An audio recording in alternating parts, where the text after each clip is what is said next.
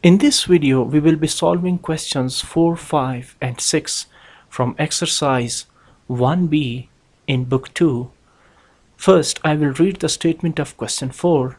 For each of the following equations, state the two variables which are directly proportional to each other and explain your answer. First part from this question is y equals 4x raised to the power 2. Second part from the question is y equals 3 under root x. Third part, y square equals 5x cube, and the fourth part is p cube equals q square. Now first part from this question is y equals 4x square. Here we are given two variables, y and x. If these two variables are in direct proportion, then they can be expressed as y equals 4x square, where 4 is a constant. In this question, the value of constant k is 4. So, when solving for direct proportionality, we will separate the constant 4 in the same way as we did with constant k in previous questions. Consider this example. If two variables, x and y, are in direct proportion, we can express them as x is directly proportional to y. When we remove the proportionality sign, we can represent them as x equals ky, where k is a constant. In this case, we can say that variable x is directly proportional to variable y. Now, since y is equal to 4x square, to separate this constant 4, we can express this equation as y upon x square equals 4, where 4 is a constant. So we say that y is directly proportional to x square. Second part from this question is y equals 3 under root x. Here y and x, they are the variables where y is directly proportional to x. So we can write this expression as y upon under root x equals 3, where 3 is a constant. So we say that y is directly proportional to under root x. Part C from this question is, since y square is equal to 5x cube, or we can also write this equation as y square upon x cube equals 5, where 5 is a constant, then y square is directly proportional to x cube. Fourth part from this question is, since p cube is equal to q square. In this particular scenario, the variables are represented by p and q, with the constant being 1. Therefore, if p cube is directly proportional to q square, then p cube is equal to q square. Or we can also write p cube upon q square equals 1, where 1 is a constant of proportionality. So we say that p cube is directly proportional to q square. Question number 5.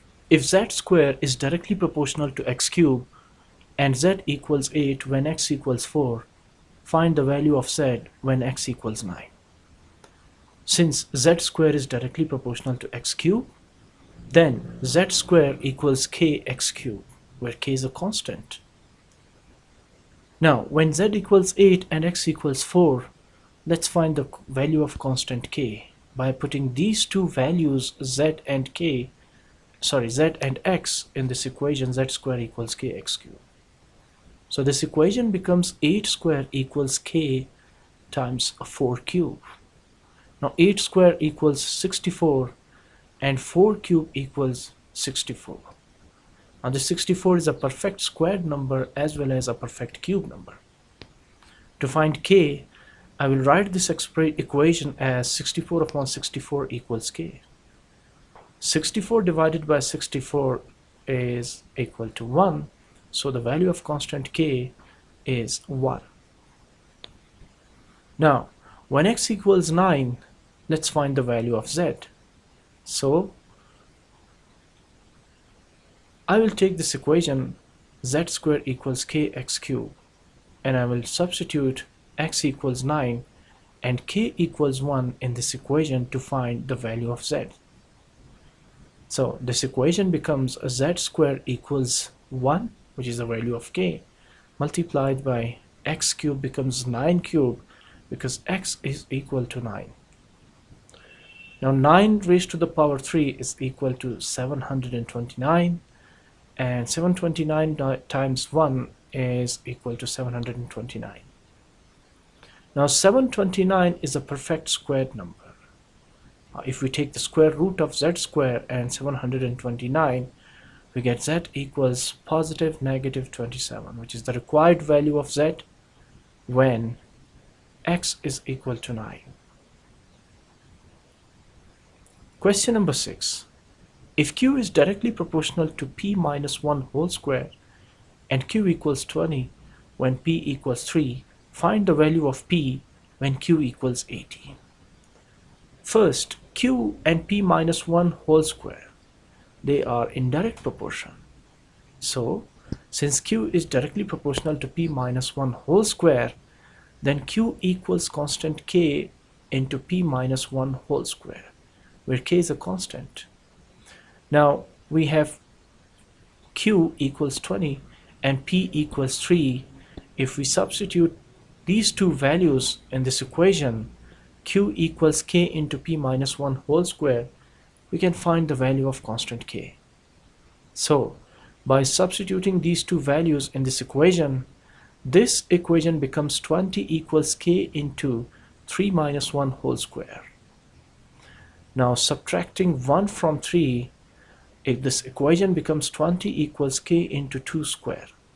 2 square equals 4, and to find k, we can also write this equation as 20 upon 4 equals k.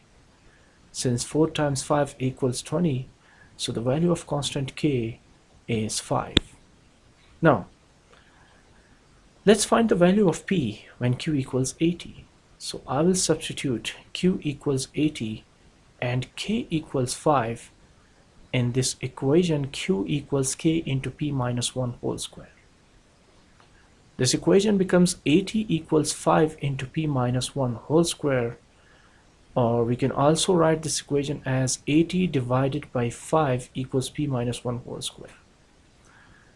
Now 80 is divisible by 5, which means 5 times 16 equals 80, equals p minus 1 whole square. Let's take square root of the both sides. So p minus 1 is equal to positive negative 4. First of all, I will find the value of p for positive 4, then I will find the value of p for negative 4. So 4 equals positive 4 equals p minus 1. On the other side, negative 4 equals p minus 1. Or if we take this negative 1 from right to the left side, this equation becomes 4 plus 1 equals p. And here, if we take this negative 1 from right to the left side, this equation becomes negative 4 plus 1. Positive 4 plus 1 equals 5, and negative 4 plus 1 equals a negative 3. So p equals 5, or p equals a negative 3. Therefore, the values of p are negative 3 and 5.